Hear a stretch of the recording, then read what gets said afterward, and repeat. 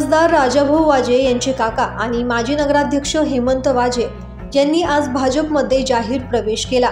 जलसंपदा आणि नाशिक कुंभमेळा मंत्री गिरीश महाजन यांनी यावेळी त्यांचे स्वागत करून आता सिन्नर नगरपालिकेवरही भाजपचा झेंडा फडकल्याशिवाय राहणार नाही असा दृढ विश्वास व्यक्त केला।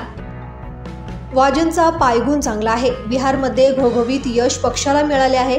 आता सिन्नरची चिंता दूर झाली आहे। सिन्नरमध्येही 100% विजयी होऊ असा विश्वास आला आहे। वाजे यांच्या प्रवेशामुळे भारतीय जनता पक्षाची ताकद वाढली आहे असे मंत्री गिरीश महाजन यांनी म्हटलंय।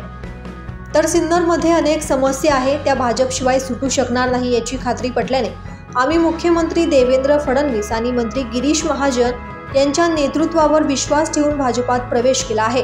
पक्षाची प्रतिष्ठा वाढवण्याचा आम्ही निश्चित प्रयत्न करू असे हेमंत वाजे यांनी म्हटले आहे। नाशिक येथील भाजपच्या वसंत स्मृती कार्यालयात हा पक्ष सोहळा झाला।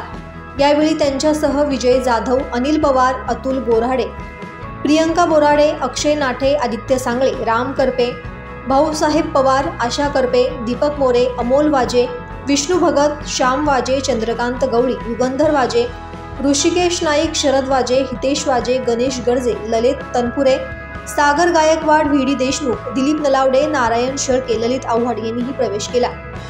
यावेळी आमदार देवयानी फरांदे, माजी आमदार बाळासाहेब सानप, विजय साने, लक्ष्मण सावजी, सुनील केदार, सुनील बच्छाऊ, माजी महापौर सतीश कुलकर्णी, गिरीश पालवे, प्रशांत जाधव, उदय सांगळे, बंडू-नाना भाबड, भरत कोकाटे, तेजस्विनी वाजे आदींसह पदाधिकारी मोठ्या संख्येने उपस्थित होते।